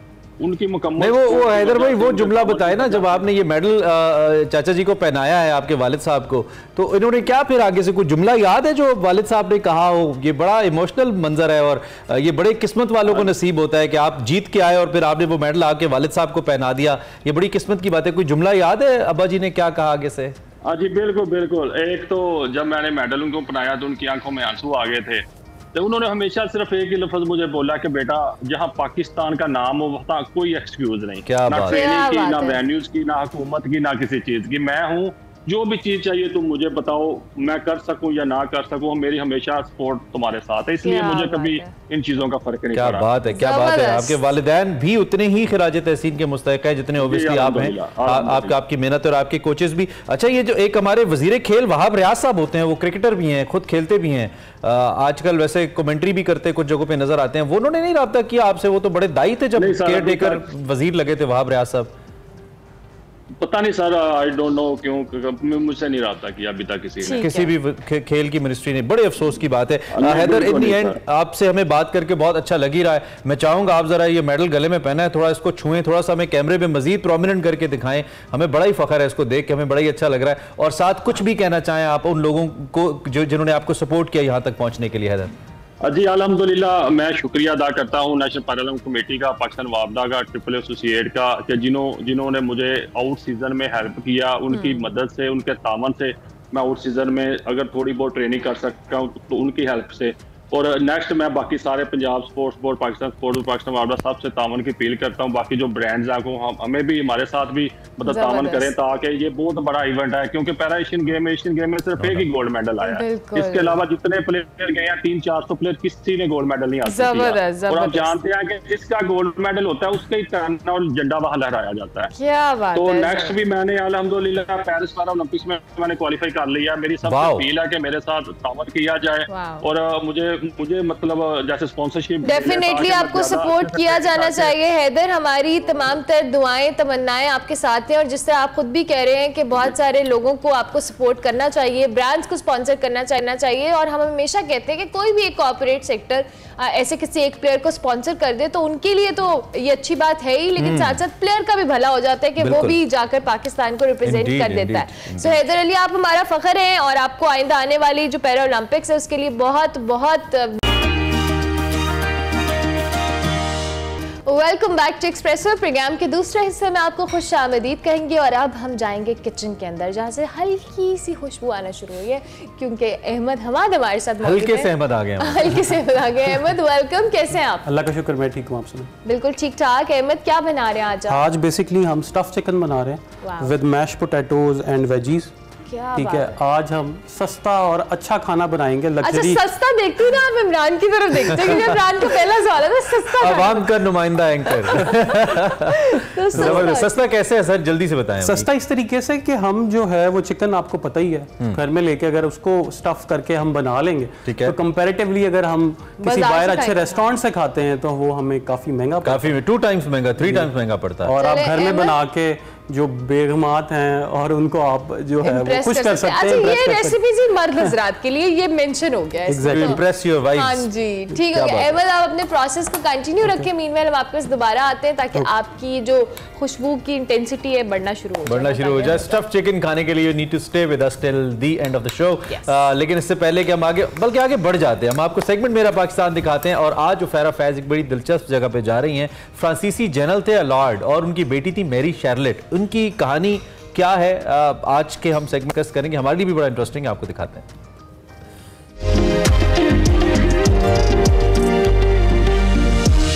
आज मैं एक फौजी जनरल के बारे में जानने के लिए निकली हूँ जिनका नाम है जनरल अलॉर्ड। ये फ्रांस में पैदा हुए और इनका मकबरा यहाँ लाहौर में मौजूद है। तो मैंने सोचा क्यों ना आज मैं अनारकली जाती हूँ, यहाँ पर लोगों से बात करती हूँ और देखते हैं कि कौन उनके बारे में क्या क्या जानते हैं, क्योंकि मुझे उनकी मुकम्मल दास्तान जो है वो तो नहीं पता। तो चलते हैं, लोगों से बात करते हैं और देखते हैं कि कौन मुझे उनके बारे में मुकम्मल दास्तान बताता है। अस्सलाम वालेकुम। वालेकुम सलाम। सर, क्या नाम है आपका? इमरान। इमरान साहब, मुझे ये बताइएगा कि आप जनरल अलॉर्ड के बारे में जानते हो, ये जानते हैं कि उनका मकबरा कहाँ पे है? नहीं, मैं तो नहीं जानता, यहाँ तो कोई भी नहीं जानता होगा मेरे साथ। अस्सलाम वालेकुम। वालेकुम सलाम जी। क्या नाम है आपका? आबिद। अच्छा आबिद साहब, मुझे ये बताएं, आप जनरल अलॉर्ड के बारे में जानते हैं? नहीं, मैं नहीं जानता। मैंने सुना है उनका मकबरा यहाँ अनारकली में है, लेकिन मुझे एग्जैक्ट लोकेशन नहीं पता। नहीं, नारकली का जो है ना सेक्रेटरिएट के अंदर है। लगता है यहाँ पर तो जनरल अलॉर्ड के बारे में कोई भी नहीं जानता। तो मैं अनारकली आई हूँ तो सोचा क्यों ना फालूदा खा लेती हूँ। ओह, अरे अस्सलाम वालेकुम। अरे अस्सलाम वालेकुम। सर, आप कैसे यहाँ पे आज? अनारकली से गुजरते हुए मतलब फालूदा ना खाए तो कुफरान नेमत है ना। अच्छा मैं भी वैसे यहाँ पर जो फालूदा खाने आई हैं? नहीं फालूदा खाने तो नहीं आई, मैं आई थी असल में यहाँ पे जनरल लाड का पता करना, उनकी दास्तान के बारे में जाने, लेकिन यहाँ पे तो उसको पता ही नहीं। यहाँ तो फालूदा है, दास्तान नहीं है। फिर मैंने सोचा कि क्यों ना फालूदा खा लूँ, और बट अ कोइंसिडेंस आप मुझे यहाँ पर मिली। नहीं आप फालूदा खाएं और दास्तान हम आपको सुना देंगे। Really? बिल्कुल। आपको पता है इनके बारे में? हाँ। अरे वाह जबरदस्त। यार फालूदा ले आइए। और मकबरा मिला आपको?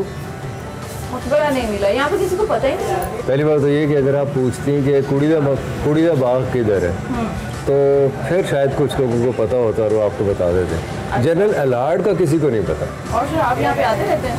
अच्छा। फालूदा बहुत मजेदार। ये फैसला करना मुश्किल हो जाता है कि किसका फालूदा ज़्यादा अच्छा है, लेकिन बहरहाल आपको अच्छा लगा तो उनका अच्छा ही है। चले जी जी जरूर। सर ये कुड़ी कौन थी? मैरी शार्लेट, उसकी बेटी, फ्रांसीसी बीवी से, जिसे उसने फ्रांस से बुलवाया था लाहौर अपने पास। हालांकि वहाँ फ्रांस में she was in love with someone, she didn't want to come. तो सर ये जो इसकी बेटी थी, ये क्या उससे पहले वफात पा चुकी थी? उसकी बेटी मैरी शार्लेट जनरल अलार्ड से पहले ही फौत हो गई थी। एक राहिबा थी जिसने मैरी शार्लेट से कहा कि तुम्हें तुम्हारी मोहब्बत नहीं मिलेगी। अच्छा प्रेडिक्ट किया उसने? साथ उसने कहा कि तुम लाहौर जाओगे तो जाके मर जाओगे। ये उसने प्रेडिक्ट किया, उसको प्रोफेसाई किया, और लेकिन फिर भी वो लाहौर आई बाप की मोहब्बत में और आके फौत हो गई। तो फिर जहाँ ये कुड़ी दा बाग जब उसको यहाँ तदफीन की, उसकी यहाँ दफनाया उसे, तो यहाँ एक बहुत बड़ा बाग था। और ये जनरल अलार्ड ने बनवाया था? अलार्ड ने बनवाया था। अच्छा, उसे कुड़ी दा बाग कहते थे। कहा जाता है कि 8 एकड़ पे मुश्तमिल था। अलार्ड की बात करूँ तो ये तो फ्रांस में पैदा हुए थे ना, तो ये फिर लाहौर कैसे पहुँचा? फ्रांस में पैदा हुए और इन्होंने शमूलियत अख्तियार की थी नेपोलियन की फ़ौज में। ठीक है। फ़ौजी महारत भी बहुत अच्छी रखते थे, जंग लड़ने की टेक्निक भी अच्छी थी, यूरोपियन तरीका था, क्योंकि यूरोपियन ज़रा एडवांस थे जंग वंग लड़ने में, हम तो भी तलवारों से लड़ते थे। लेकिन नेपोलियन जब वाटरलू की जंग में हारा, जो उसके हवारी थे, जो उसके बहुत करीब थे, रफ़क़ा थे, उन्हें कैद कर लिया गया, जिसमें जनरल अलार्ड भी शामिल थे। तो यही वजह थी उसके नेपोलियन की फौज छोड़ने की? तो जनरल अलार्ड ने नहीं छोड़ी, बहुत से लोग थे। वो कहते हैं, कॉमरेड लेनिन कहा करते थे, wars are horrible but these are horribly profitable as well. तो सारे इन लोगों को वो रोज़गार तो था नहीं, ये भाग गए। इन्हें भेज दिए, ये चले गए थे इटली अपने मामू के पास। इटली से इन्हें भेज दिया उन्होंने ईरान के जो वली अहद थे अब्बास, उनके पास। उन्होंने इन्हें अपनी फ़ौज में रखा, लेकिन उन्हें ये खटकते थे बरतानवियों की वजह से, क्योंकि बरतानवी ये ना समझे कि फ्रांसीसियों को अपनी फ़ौज में रखा हुआ है। ईरानियों ने, उनके आपस में कुछ रिलेशंस थे, जिस वजह से उन्होंने इन्हें फारिग कर दिया। अच्छा, लेकिन ये ईरान में कितना अर्सा रुके थे? कोई जंग लड़ी थी? नहीं, कोई जंग नहीं लड़ी। अच्छा, इन्होंने जंग वही लड़ी है जो लड़ी है नेपोलियन के साथ, या यहाँ पंजाब में आके इन्होंने सिखों के खिलाफ पेशावर में लड़ी। मतलब बीच का पूरा टाइम पीरियड इन्होंने कोई जंग? इनकी जो एक्सपर्टीज थी वो थी फ़ौज की तरबियत करना, फ़ौजियों को ट्रेन करना, हरावल दस्ते जो हुआ करते थे उन्हें ट्रेन करना। ठीक है। तो इनका ज़्यादा बड़ा काम ये था। इवन जब रणजीत सिंह की फ़ौज में आए तब भी यही काम इनके ज़िम्मे लगाया था। ईरान से फिर ये काबुल आ गए। ठीक है। काबुल में इनकी मुलाकात जनरल वेंचूरा से हुई। वेंचूरा हमारे यहाँ अगर आप पेशावर जाएँ तो वो अबू तवैला के नाम से मशहूर है। Evitable, general evitable, he was very callus, very cruel. ये दोनों जर्नैल यहाँ आए, यहाँ आके लाहौर में रंजीत सिंह के पास आ गए। अच्छा, यहाँ पर एक क्वेश्चन है मेरा। Ranjit Singh was a Sikh ruler, तो जब ये दोनों आए इनके पास, क्योंकि ये फ्रांस के जनरल थे, तो उसको शक नहीं हुआ कि ये स्पाई भी हो सकते हैं? किस तरह से उसने वेरीफाई किया इसको? उसको बिल्कुल शक हुआ। 3 महीने तक उसने इनके ऊपर बड़ी गहरी नज़र रखी। उसने कुछ लोगों को इनके पीछे लगाए रखा। उसको ऐसे जर्नैल चाहिए थे जो अंग्रेज़ों से लड़ने की टेक्निक बता सकें उसकी फ़ौज को। अच्छा, यानी उसकी आर्मी को ट्रेन कर सके? आर्मी को ट्रेन कर सके। तो जनरल अलार्ड ने किया ना, उन्होंने बल्कि जो इनके यूनिफॉर्म थे, नेपोलियन की जो फौज थी उसके पैटर्न पे इनके यूनिफॉर्म बनाए, हमारी जो सिख फौज थी इसके। ठीक है। और जंग लड़ने की टेक्निक भी उन्होंने ज़ाहिर है तैयार की। फ़ौज ख़ास बनाई, फिर गोरखा फ़ौज बनाई, फिर 6000 कमांडोज की एक फ़ौज थी जिसके सालार ये थे। तो क्या कोई पाबंदी भी लगाई थी रंजीत सिंह ने इनके ऊपर? रंजीत सिंह ने बहुत सी पाबंदियाँ लगाई। सबसे बड़ी पाबंदी तो ये थी कि आप लाहौर छोड़ के जा नहीं सकते बगैर बताए। फिर एक पाबंदी ये थी कि आप गोश्त नहीं खाएंगे। इसकी वजह क्या थी? वो खुद नहीं खाते थे ना। फिर उन्होंने कहा जी आप दाढ़ी रखेंगे, तंबाकू नहीं पिएंगे, वो तम्बाकू नहीं पीते थे, सिख नहीं पीते थे, तो जनरल अलार्ड भी नहीं पीते थे। पासदारी की जनरल अलार्ड ने। महाराजा को एक बात बड़ी पसंद थी इनकी, ये फ्रांसीसी अखबारात का मुताला करते थे। इन्हें वैसे फारसी भी आती थी। पंजाब में इनको किसने इंट्रोड्यूस किया? पंजाब में आपने फ़कीर फैमिली अब भी बहुत ज़्यादा हमारे यहाँ मशहूर फैमिली है, और महाराजा रंजीत सिंह के बहुत मोतमद ख़ास थे उनके। ये जिस शख्स पे उंगली रख दिया करते थे, जिस शख्स के बारे में बताया करते थे कि ये काबिल एतमाद है, तो रंजीत सिंह ब्लाइंड ट्रस्ट किया करता था। तो जनरल अलार्ड और जनरल वेंचुरा, इन दोनों को इंट्रोड्यूस करवाया था फ़कीर अजीज़ुद्दीन ने। अगर सीढ़ियों की बात करूं तो काफ़ी कंजस्टेड हैं यहाँ की सीढ़ियाँ, और ये तो खैर रिपेयर भी हुई है ना। 1-1.5 साल पहले तो ये बहुत ही बुरी हालत में था। अच्छा। यहाँ ये लगता नहीं था कोई टूम्ब है, लगता था कि कोई ऐसे माउंड है, कोई कचरे का ढेर है। यहाँ बहुत ज़्यादा मिट्टी हुआ करती थी, कचरा था। ये सारा कुछ साफ करवाया। आपको पता है लाहौर जो हमारी वॉल्ड सिटी अथॉरिटी है वो बहुत सा काम कर रही है। तो फ्रेंच गवर्नमेंट के ताउन से 3.9 मिलियन रुपीज़ इसके ऊपर खर्च हुए, फिर ये शक्ल निकली है, हम यहाँ फेर रहे हैं। सुनने में ये भी आता है और पढ़ा भी है मैंने कि वो अपनी बीवी को लेके फ्रांस गया था और फिर वापस लौटा था। हाँ, तो ये क्या कहानी है? एक तो उसकी बीवी थी ना जो फ्रांस से ही थी। एक पाबंदी ये भी थी कि वो हिंदुस्तान ही में शादी करेगा। महाराजा रंजीत सिंह ने ही जनरल अलार्ड की शादी करवाई चंबा ख़ानदान में। एक खातून थी बानो पांडे। ओके। वो बीवी 12 साल की थी। उसके बतन से 7 बच्चे पैदा हुए इनके। जनरल को बड़ी मोहब्बत थी। उसके हर वक्त एक ख़तरा रहता था कि खुदा न खास्ता अगर वो मर गया तो उसकी बीवी तो सती हो जाएगी। इस डर से वो उसको लेकर गया था। इस डर से उसने महाराजा रंजीत सिंह से कहा कि मैंने अपने बच्चों को क्रिश्चियनाइज करना है, तो इसलिए मुझे जाने की इजाज़त दी जाए। महाराजा रंजीत सिंह नहीं मान रहे थे। कैसे माने? वादा किया कि मैं वापस आऊँगा। तो अपनी बीवी को और बच्चों को लेकर चला गया फ्रांस। अच्छा, फ्रांस में बड़ा शानदार इस्तकबाल हुआ उसका। यहाँ तो उसे कौकब इक़बाल पंजाब का खिताब मिला ही हुआ था, यहाँ लीजन ऑफ ऑनर भी मिला हुआ था उन्हें। लेकिन वहाँ भी फ्रांसीसी गवर्नमेंट ने बहुत बहुत एज़ाज़ात से नवाजा। मैं आपको बताऊँ, वहाँ एक जगह सेंट टोपास फ्रांस में, वहाँ महलात हैं। और जो पहला महल था सेंट टोपास में, तो बीवी के लिए बनवाया था, बानो पांडे के लिए। सुना है वो सी व्यू था। लेकिन एक ट्रेजेडी भी है, मैं आपको बाद में बताता हूँ वो क्या हुई थी। जब जनरल अलार्ड जो है उसकी डेथ हो गई थी, तो उसके बाद फिर उसकी बीवी का क्या बना? वो कहाँ रहती थी? एक तो ये कि 1839 में इनकी वफात हो गई जनरल अलार्ड की। जो उनकी बीवी थी उन्होंने बड़ी लंबी उम्र पाई। उनकी वफात हुई 1884 में, 1884 में। ट्रेजेडी ये है कि वो तकरीबन नीम पागल हो गई। तो ये जाके समंदर के किनारे बैठ जाया करती थी और हर आने जाने वाले से जो कोई आते जाते थे पूछती थी कि तुमने अलार्ड का जहाज़ देखा है, वो शिप देखा है जिसमें वो आ रहा है? तो फिर रोती रहती। अभी जैसे हम जिक्र कर रहे थे कि 2 जनरल्स थे, जिसमें से एक वेंचुरा था, तो वो कहाँ था और वो कहाँ पे तैनात था? मैं जब पेशावर गया हुआ था पिछले दिनों, तो मैं उनके बारे में पढ़ रहा था। वहाँ के लोग जानते भी हैं कि वो बहुत जालिम थे। मतलब उन्होंने दहशत फैलाई हुई थी, एक तरह दहशत भी फैलाई थी, अपना मान भी कायम रखा हुआ था वेंचुरा ने। अच्छा, जो इनकी वफात हुई है जनरल अलार्ड की, वो कहाँ पे? पेशावरी में। मकबरा उनका यहाँ लाहौर में अनारकली बाजार में वाक़ है। जब अफगानों का हमला हुआ जमरूद के किले पे और हरी सिंह नलवा की वफात हुई, तो इन्हें यहाँ से भेजा गया। इन्होंने फिर उस अफगान जो ऑनस्लॉट था, जो अटैक था, उसको रोका। लेकिन उस दौरान दिल का दौरा पड़ने से इनकी भी वफात हुई। इन्हें फिर वहाँ से लाया गया ना, वहाँ से लाहौर लाया गया। और जब लाहौर लाया गया तो लाहौर में दूर दूर तक फूल लेके लोग खड़े हुए थे। इनका एक बहादुर जर्नैल की तरह से इनकी मैयत का इस्तकबाल किया गया।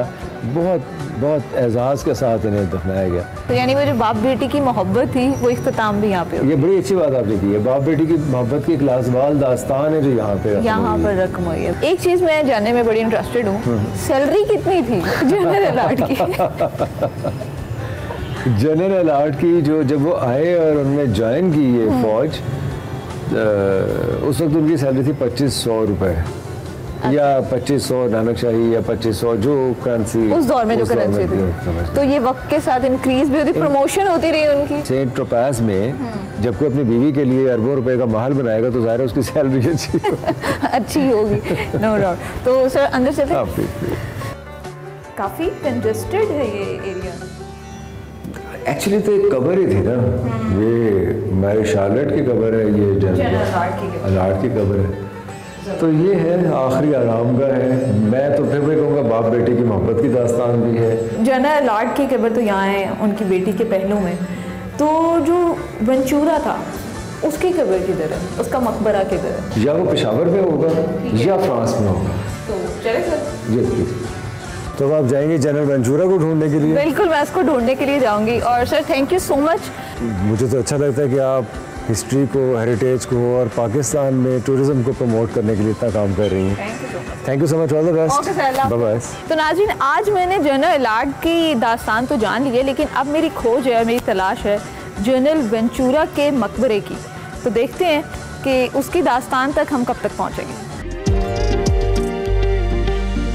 Welcome back to Expresso. Break के बाद वापस आ गए। अब आपको दिखाएंगे हमारा सेगमेंट खला के उस पार, जिसमें क्लाइमेट चेंज के हवाले से बात करें वकार अब्दुल मलिक।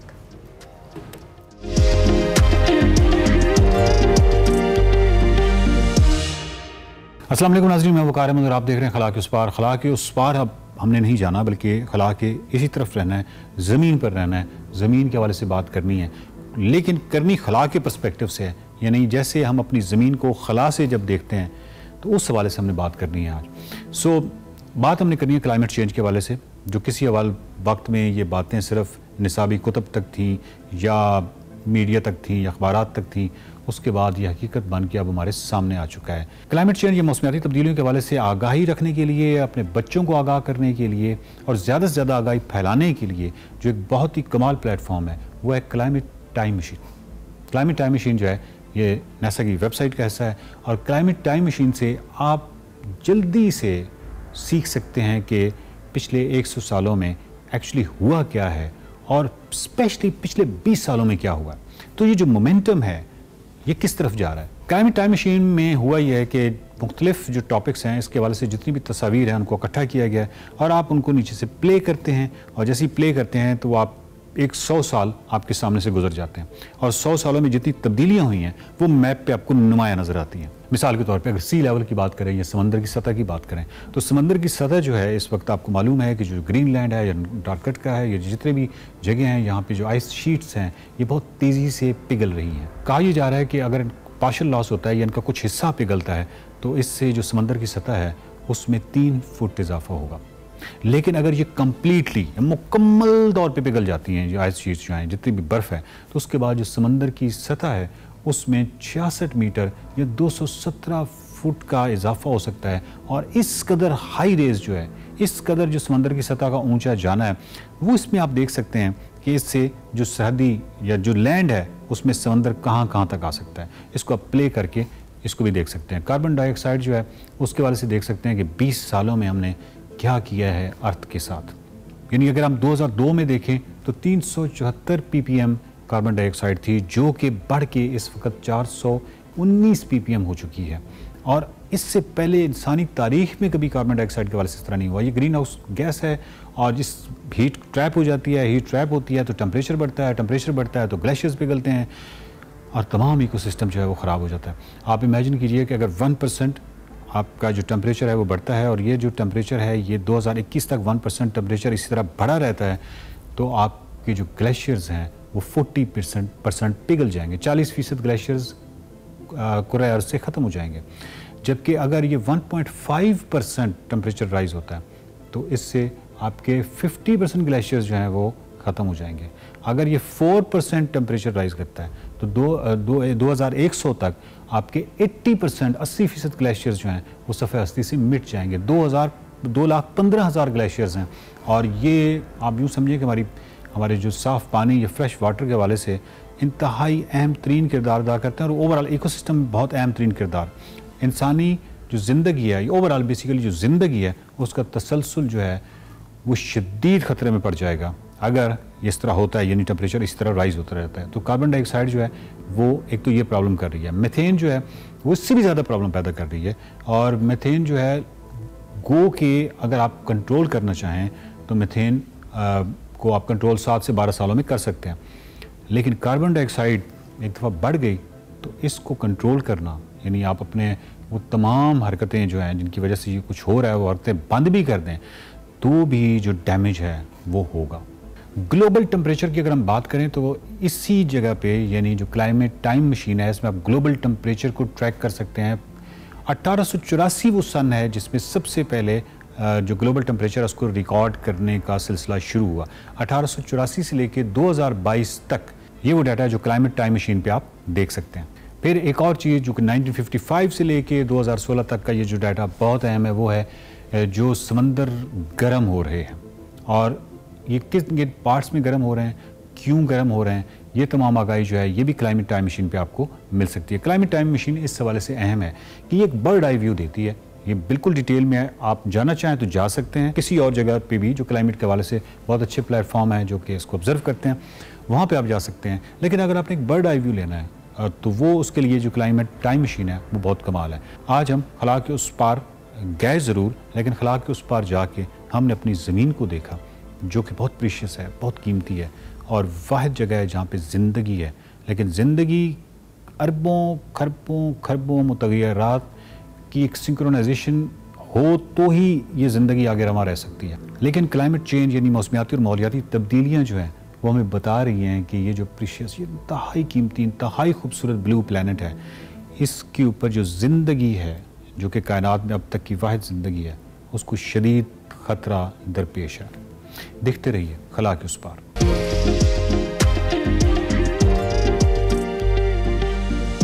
Welcome back. बात करते हैं कुछ पाकिस्तान समेत दुनिया भर में मनाए जाने वाले शहरों के आलमी दिन के हवाले से। ऑफ कोर्स आज ये दिन मनाया जा रहा है। वर्ल्ड सिटीज़ डे बनाने का मकसद शहरों को दरपेश मुख्तलिफ चैलेंजेस या मसाइल के हवाले से शऊर उजागर करना है। अगर बदकिस्मती से हम पाकिस्तान की बात करें तो तकरीबन सभी हमारे बड़े शहर नाकिस प्लानिंग की वजह से इस वक्त तबाही के दहाने पर हैं।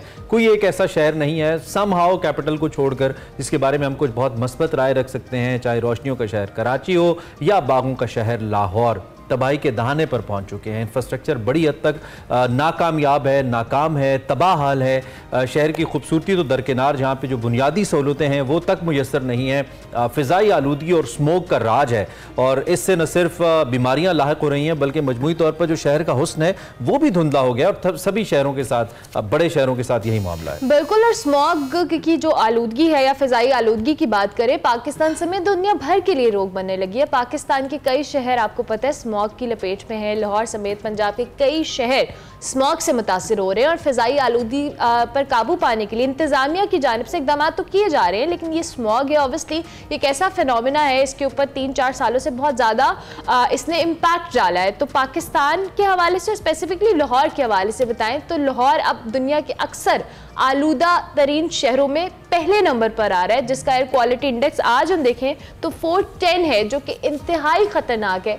जबकि बढ़ती आलूदगी से बात करें तो फ़िज़ाई आलूदगी से शहरियों के लिए बड़े मसले हो रहे हैं। हमने इसको पहले भी डिस्कस किया कि नज़ला, ज़ुकाम, मौसमी बीमारियां, इनसे फैलने का खदशा होता है। तो हमने आपको उस दिन भी कहा था कि आप बाहर निकलें और स्मॉग में कोशिश करें ना निकलें तो मास्क का इस्तेमाल करें, इट्स वेरी इंपॉर्टेंट। इसी पे आज हम बात करेंगे। बिल्कुल, तिब्बी माहिरीन ने भी इस हवाले से आपको खबरदार किया है कि मोहतात रहें, दिस इज़ वेरी इंपॉर्टेंट। इस वक्त हमारे साथ इब्राहिम हसन मुराद साहब मौजूद हैं जो कि निगरान सूबाई वजीर हैं।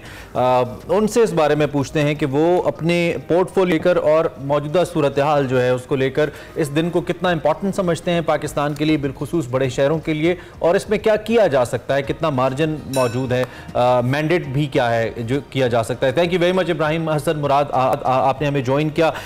बड़ा अहम मौजू है वी बिलीव, और अक्सर यही होता है कि हम बात बराए बात करते हैं, बात बराए तामीर नहीं करते या उसका कोई तामीरी हल नहीं निकलता। सबसे पहले अगर मैं आपसे ये पूछूं कि क्या हमारी हुकूमत आइडेंटिफाई कर चुकी है या हमारी हुकूमत को इदराक है कि असल चैलेंजेस है क्या हमारे शहरों को, क्या हमें पता है? जी, thank you for having me. जी, मेरा ख्याल है कि मेरे अपनी ज़ाती नाकिस राय के अंदर के हुकूमत को एक अच्छा अंदाज़ा होता है कि क्या टॉप चैलेंजेस हैं, लेकिन जो हुकूमत की प्रायोरिटीज होती हैं वो उनके साथ कभी कभार अलाइन नहीं होती। लेकिन ये इधर मैं बताना चाहता हूँ कि स्मॉग का जहाँ तक इशू है तो इधर चीफ मिनिस्टर पंजाब ने वीकली मीटिंग की है, उसकी हम मॉनिटरिंग कर रहे हैं। जो उसके मेन 3-4 सोर्सेज हैं, नंबर 1 ये है कि जो इंडस्ट्रीज हैं पुरानी, जहाँ से आपको ऑब्वियसली पोल्यूशन क्रिएट होती है। नंबर 2 जो भट्टे हैं, जो कंस्ट्रक्शन सेक्टर है आपका, वहाँ से आपको होती है। इसके साथ साथ जिधर आप देखते हैं कि बड़े बड़े मिट्टी के पहाड़ होते हैं, जो रोड्स लार्ज स्केल आपकी कंस्ट्रक्शन हो रही है, वो भी इसके अंदर एक ऑब्वियसली बड़ा सोर्स बनते हैं। और ट्रांसपोर्ट जो है ये भी एक बहुत बड़ा जो है ऑब्वियसली एक सोर्स है ऑफ पोल्यूशन। तो हमने देखा कि हर सेक्टर के साथ हम मिल के बैठे और देखें कि किस तरह हम जो है आगे इसको खत्म कर सकते हैं या कम कर सकते हैं। और 2 हफ्ते पहले जो हमने मेजर्स लिए उसी की वजह से AQI के अंदर 50 पॉइंट्स का ड्रॉप आया। लेकिन मैं आपको एक और चीज इधर बताना चाहता हूँ, और वो ये है कि पंजाब जो है वो बॉर्डर करता है इंडियन पंजाब से, और पिछले हफ्ते इंडियन पंजाब के अंदर बहुत ही मैसिव लेवल की स्टबल बर्निंग हुई है। और इस हफ्ते बदकिस्मती से हुआ ये है कि जो विंड है उसकी डायरेक्शन ईस्ट से वेस्ट आई है, और जितना इंडिया के अंदर जो पोल्यूशन थी, जो स्मॉग थी, वो सारी लाहौर की तरफ जो है वो आई है। और इस हफ्ते आप देखेंगे कि थोड़ा सा ऑब्वियसली आपको स्मॉग ज्यादा महसूस होगी। हमने जो इस हफ्ते काबीना की मीटिंग की उसमें ये सोचा और डिस्कस किया कि वेंसडे जो है वो पीक डे होता है। मंडे ट्यूसडे जब पोल्यूशन क्रिएट होती है तो वेंसडे पीक डे होता है, तो वेंसडे को ब्रेक दी जाए। लेकिन सिचुएशन जो थी वो इस लेवल पे आ गई थी कि उसमें एक्सपर्ट्स ने ये कहा कि अगर आप वेंसडे को स्कूल्स ऑनलाइन कर दें, वर्क फ्रॉम होम भी कर दें, तो फिर भी वो लेवल है उसमें डिक्रीज नहीं आ सकेगा।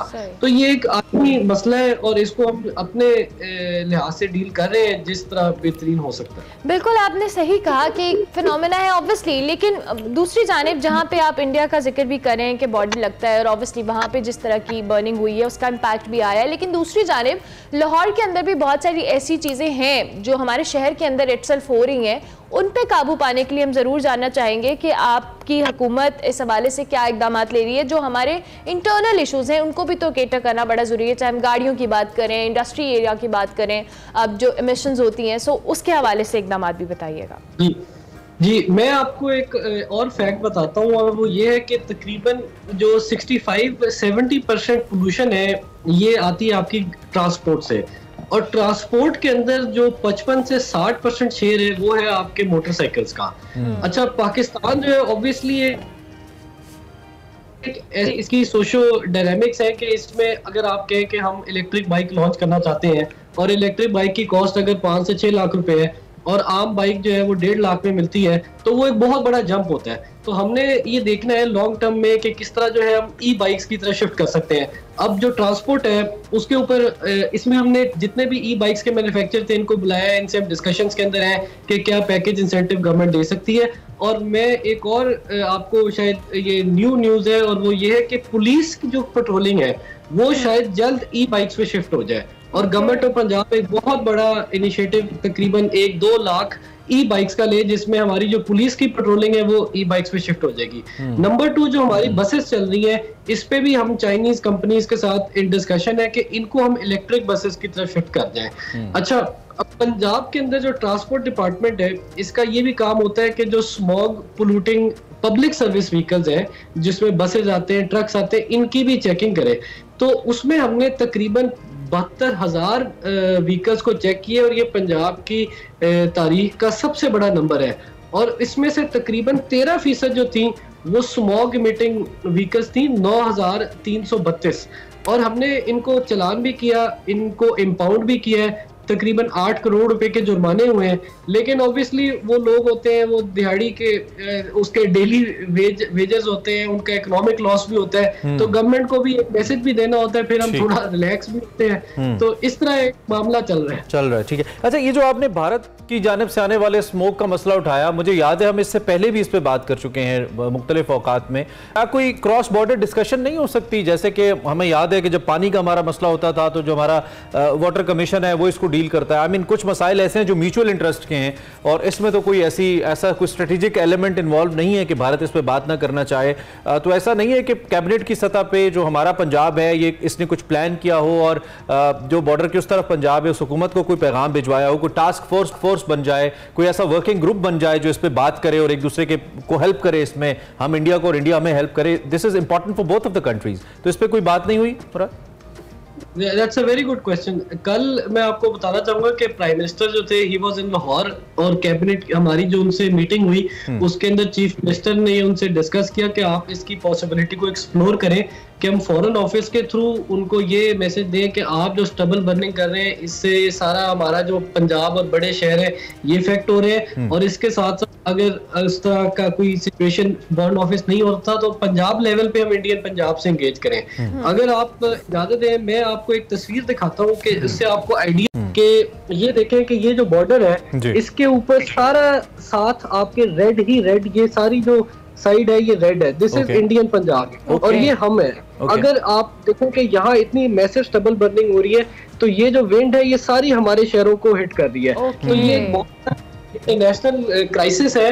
और कल हमने इस पे प्राइम मिनिस्टर से चीफ मिनिस्टर ने बात भी की है कि हमारा फॉरेन अफेयर्स ऑफिस या हम खुद जो है इंडियन पंजाब से बात करें क्योंकि इसमें एक जो सबसे खतरनाक स्टैट है सामने पिछले दिनों में वो ये है कि AQI जो जिस लेवल पे अब आ गया है, लाहौर के जो शहरी हैं इनकी जिंदगी में तकरीबन 8 साल कमी हो सकती है बिकॉज ऑफ द पोल्यूशन।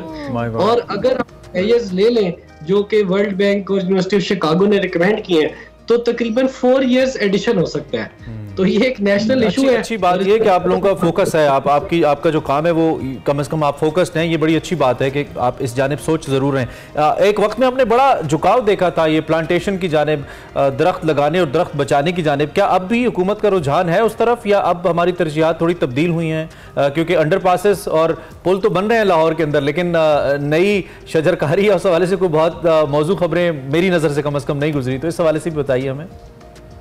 जी मैंने ये देखा था कि पिंडी के अंदर और फैसलाबाद में जो कमिश्नर्स हैं और उधर की जो हुकूमतें हैं उन्होंने एक नेशनल लेवल के रिकॉर्ड सेट किए हैं जिसमें उन्होंने लाखों जो है प्लांट्स ट्रीज जो है वो प्लांट कराए हैं in various areas through educational institutes. तो मैं इधर आपके ये प्लेटफॉर्म को यूज करते हुए जितने भी एजुकेशनिस्ट और स्कूल्स और कंपनीज में लोग सुन रहे हैं और ये बड़ा अच्छा आपका आइडिया है कि सब अपने लेवल पे एक प्लांटेशन ड्राइव करें और हम जितने ट्रीज प्लांट करेंगे इतनी ही इन्वायरमेंट क्लीन होगी। ये समझे एक नेचुरल एयर प्योरीफायर है कि इसने कार्बन डाइऑक्साइड को एब्जॉर्ब करना है और ऑक्सीजन को रिलीज करना है। तो ये बहुत अच्छा आइडिया और इस पे बिल्कुल काम होना चाहिए मजीद। ठीक हो गया। इन द एंड ऑब्वियसली हमें ये बता दें कि ये लाहौर में जितना इंफ्रास्ट्रक्चर का काम हो रहा है ये कब खत्म होगा? हर लाहौर के शहरी का मसला है इस वक्त आने जाने में, ये हमें थोड़ा आइडिया दे दें आप। एक तो देखिए जितना भी काम हो रहा है ये लाहौर के शहरियों के लिए हो रहा है या आप लोगों के लिए हो रहा है और हर प्रोजेक्ट की जो डेडलाइन है दैट इज 30 जनवरी। तो आप देखेंगे कि जल्द जो है in the next 60 days maximum ये सारे प्रोजेक्ट्स कंक्लूड होंगे और ये state of the art infrastructure है। आप रिंग रोड SN3 देख लें जो कि मुल्तान रोड से कनेक्ट करेगी आपको एयरपोर्ट और आगे तक। इसके अलावा जो अंडर पासेस बन रहे हैं घोड़ा चौक पे, इसके अलावा बंद रोड पे इंफ्रास्ट्रक्चर बन रहा है, एलिवेटेड हाईवे, तो ये सब प्रोजेक्ट्स जो हैं जो बड़े की प्रोजेक्ट्स हैं। और अभी तक हम डेडलाइंस के अंदर हैं, आप ये कह रहे हैं इंशाल्लाह हम इसको कर पाएंगे, ये कह रहे हैं जी। मोशन स्पीड का तो आप सबको अंदाजा हो ही गया है, तो इंशाल्लाह ये लुकिंग फॉरवर्ड जी। अब वो जब इनॉग्रेशंस होंगी फिर हम मोशन स्पीड को बिल्कुल हम टैग करेंगे कि यस इट इज देयर। दो के शहबाज साहब ने तारीफ की थी फॉर्मर प्राइम मिनिस्टर। अच्छा आखिर में हसन, ये तो हमने हुकूमत की बात कर ली, इट्स वेरी इंपॉर्टेंट। आप खुद भी चूंकि एक यंग आदमी हैं माशाल्लाह और बड़े अच्छे पोर्टफोलियो पे आप हैं, हमें अच्छा लग रहा है आपसे बात करके। At least you are aware of things और कुछ ना कुछ हुकूमत की इंटेंशन है। शहरियों की क्या जिम्मेदारी है जी, आप क्या एक्सपेक्ट करते हैं? मैं और आप भी शहरी हैं, हमारा भी इंडिविजुअल एक कैरेक्टर बड़ा इंपॉर्टेंट है और वो बड़ा क्वेश्चनेबल भी है जिस तरह का हमारा कंडक्ट है बीइंग पाकिस्तानी। आप इसके हवाले से भी कोई बात करना चाहें, कुछ कहना चाहें from students to the professionals, anything that you like to say? जी एक तो देखिए आइडिया है कि हमने जब जो भी काम करना है, अगर हमने पोल्यूशन को कम करना है, स्मोक को कम करना है, तो हम सब ने मिल के करना है। हुकूमत और शहरियों ने ये मिल के, हम दोनों के ताउन से ये होगा। एक मैंने जो सोल्यूशन दिया था वो ऑब्वियसली एक्सेप्ट नहीं हुआ। वो ये था कि हम ऑड और इवन नंबर प्लेट्स पे आ जाए कि मंडे को ऑड नंबर इस्तेमाल हो और ट्यूसडे को इवन, और इस तरह करके ताकि हम 50% अपनी पोल्यूशन कम कर सके। ट्रांसपोर्ट के सेक्टर से 70% कंट्रीब्यूटर है। लेकिन मैं आपको और सबको ये कहना चाहता हूँ कि फर्ज करें अगर आप डिफेंस से इलामा इकबाल टाउन रोज जाते हैं या आप रायगंज से लोग रोज गुलबर्ग जाते हैं, तो आप देखें कि आपके साथ उसी रूट पे कौन आदमी सफर करता है डेली। तो इसमें अगर आप उनके साथ मिल के सफर करें तो आपका अपना पेट्रोल का खर्चा भी कम हो जाएगा, और आप जो पोल्यूशन क्रिएट कर रहे हैं, जो स्मोक क्रिएट होती है, वो भी 50% हो जाएगी। तो ये एक आइडिया है जिस पे लोगों को काम करना चाहिए, जो कंपनीज में काम कर रहे हैं, ऑर्गेनाइजेशंस में काम कर रहे हैं, स्कूल जा रहे हैं, एक गाड़ी होती है, एक बच्चा बैठा होता है, 10 गाड़ियां, ये खत्म होना चाहिए। बिल्कुल ठीक है, बिल्कुल। Thank you very much for joining us. आपने हमें ज्वाइन किया। इब्राहिम हसन मुराद, निगरान सूबाई वजीर हमारे साथ थे। हम वर्ल्ड सिटीज डे को डिस्कस कर रहे थे और उसमें जो शहरों के चैलेंजेस हैं, मेनली हम लाहौर ओबियसली ज़ेर बहस था चूंकि पंजाब से इनका ताल्लुक है, लेकिन हमारे सभी शहरों का ये मसला है। फोकस बड़ा इंपॉर्टेंट है, देन इम्प्लीमेंटेशन, और ये हम सब की जिम्मेदारी है इसके खिलाफ इसको फाइट करना है। आपके कुछ रिजल्ट्स बेहतर निकले। हमने ब्रेक लेनी है? बिल्कुल ब्रेक लेनी है, ब्रेक के बाद वापस आते हैं।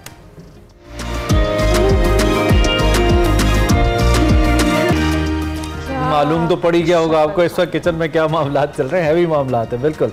और Ahmed is all set to present stuff chicken, लेकिन अहमद, हमने एग्जैक्ट टाइम पूछा तो अहमद ने कहा भाई 3-4 मिनट और सब्र करें, ऐसी भी क्या जल्दी प्यारे। तो अहमद व्हाट्सअप क्या चल रहा है? जी बस हमारा जो है वो मैश पोटैटो हमने बना ली है। अच्छा। इसमें हमने क्रीम चीज़ और बटर यूज़ किया है। Okay. इसको थोड़ा सा जो है वो फ्लफी करने के लिए और इसका जो क्रीमी टेस्ट है ना वो देने के लिए, और इसको सीव से हमने जो है ना जो जाली होती है उससे निकाला है ताकि इसमें एयर बबल्स आ जाएं और ये स्मूथ हो जाए। ओके ठीक है। उसी के साथ साथ ये मेरे पास जो चिकन है मेरा, ये आप देख सकते हैं, दिखाएं जी जरा चिकन। ये हम देखना चाहते हैं। इसके अंदर मैंने चीज़ और साथ में ग्रीन चिली और गार्लिक, और इसके अंदर मौजूद है, वो इसके अंदर मौजूद है। और इसको ऊपर से मैंने क्रस्ट किया है जो है वो ब्रेड क्रम्स के साथ। 3 टाइप के ग्रिल जो स्टफ चिकन होते हैं, ग्रिल होता है, एक फ्राइड होता है, और आप एक हेल्दी वे में एयर फ्राइड भी कर सकते हैं। सुभान अल्लाह, ये इस चिकन पीस को देख के मेरा दिल कर रहा है, क्योंकि खुशबू जो आ रही है ना नाजरीन, वो आई विश के कैमरे में से और ये यकीन मानिए हम सिर्फ कंपनी की मशहूरी के लिए नहीं कह रहे, ये वाकई आ रही है। ये मतलब बैठना मुश्किल हो गया मेरा इस खुशबू में। हो सकता है आने वाले वक्त में ऐसी 3D 4D 5D 11D technology आ जाए जिससे आप टीवी के बाहर बैठे हुए वो खुशबू सूंघ सकें जो हम सूंघ रहे हैं। हो सकता है। मैश्ड पोटैटोज है और कुछ सॉस भी बनाई है आपने? जी, इसके साथ मैंने मशरूम सॉस बनाई है। मशरूम सॉस और ये veggies which is very important. उसके बगैर आप सोचें कि आप रेस्टोरेंट में कितने पैसे दे के ऐसा खाना खाते हैं और हम आपको वर्चुअली कितना सस्ता और अच्छा खिलाते हैं खाना, क्योंकि हम बाद में खुद खाते हैं। ये चले नहीं। और ये सॉस भी रेडी है। सॉस में क्या डाला है अहमद आपने? इसमें मैंने मशरूम्स को सबसे पहले जो है ना वो सौते किया। अच्छा। With little bit of garlic. उसके बाद मैंने इसमें क्रीम के साथ, जरा हम जूम पे देखेंगे जब आप सॉस, ये चलें जी, दिल की धड़कनें थाम लीजिए। और ये ओह माय गुडनेस, क्या बात है सर। अरे वाह वाह वाह वाह। मशरूम्स भी आपको मिलेंगे। ठीक है। तो ये ही आप रेस्टोरेंट में जाके अहमद क्विकली रिपीट कीजिए जो आपने फिनोमिनन हमें कॉस्ट इकोनॉमी के हवाले से भी बताया था, वो भी, और कैसे बनाया आपने ये? देखें, कॉस्ट इकोनॉमी तो बहुत ज्यादा है कंपैरेटिवली। अगर आप यही प्लेट बाहर से लेते हैं, अगर मैं आपसे पूछूं ये कितने में तैयार हुआ, तो ये मैं आपको बता सकता हूँ कि 250 ग्राम 200 ग्राम हमारे पास मीट है। उसकी आप वैल्यू निकाल सकते हैं। आलू हैं और उसके बाद में चीज़ यूज़ की है, ये तकरीबन 350 to 400 एक प्लेट एक बंदा पेट भर के खा सकता है, जो बाहर से 1500 to 1800 और समटाइम्स 2000 भी। तो ये आप जो है घर के अंदर जो है वो खुश कर सकते हैं। अहमद बहुत अच्छा, मजा आ गया भाई, देख के भी मजा आ गया, खा के हम मजा आपको सोशल मीडिया पे दिखा देंगे क्योंकि हम उठ के यहाँ पे जा नहीं सकते, लेकिन बहुत ही जबरदस्त। और अहमद जब भी कुछ बनाते हैं ट्रस्ट भी बहुत अच्छा बनाते हैं, लोग इनकी तारीफ भी करते हैं, सोशल मीडिया पे आपको पसंद भी अहमद की रेसिपीज। अहमद से कुछ और पूछना है कि हम खबर दे दें? आप कटिंग कर रहे हैं उसके अंदर से आपको अभी चीज और वो मिलेगा। ओहो अहमद, मुझे लगता है आप क्विकली एक दफा ये रेसिपी रिपीट कर दें, हो सकता है कुछ लिसनर्स व्यूअर्स ने हमें अभी ज्वाइन किया तो आप जरा उनके लिए बता। बेसिकली ये रेसिपी इस तरह है कि हमने जो चिकन को सेंटर में से बटर फ्लाई जो फिले है वो निकाला है, ब्रेस्ट का पीस है, उसको सॉल्ट पेपर और गार्लिक के साथ हमने मैरिनेट किया।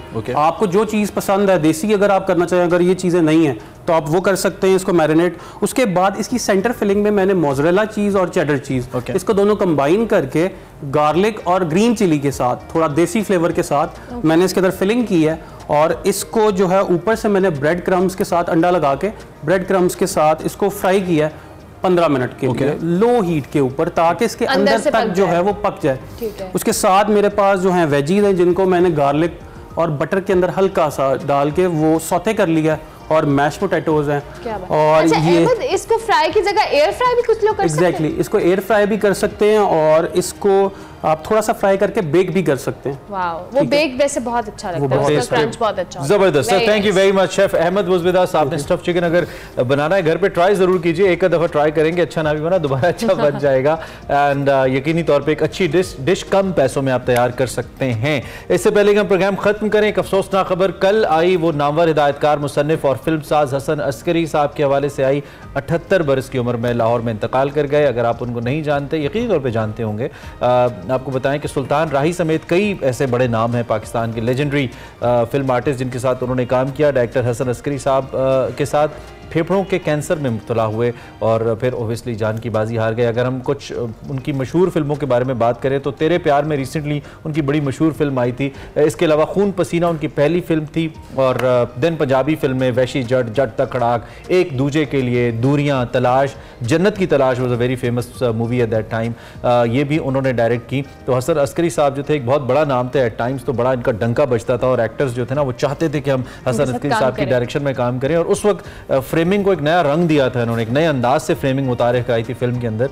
एंड आई रिमेंबर मैं तो इनकी एक फिल्म सिनेमा में देखने भी गया था, तेरे प्यार, वो मैंने भी देखी। यस, तो हमारा बहुत इज़हार अफसोस है जी इनके इंतकाल पर। अल्लाह इनकी मग़फ़िरत फरमाए, इनके दर्जात बुलंद करे। निगरान वज़ीर आला पंजाब जो मोहसिन नकवी साहब हैं, वज़ीर इत्तलात हैं, सब ने इनकी रहलत पर इज़हार अफसोस किया है। हमारी तरफ से भी इज़हार अफसोस है। खैर, इसी नोट के ऊपर प्रोग्राम ख़त्म करते हैं। आप बहुत अच्छा सा दिन गुजारिए, हो सके तो स्टफ चिकन बनाइए, खाइए, एंजॉय कीजिए। आपसे हम कल मिलेंगे।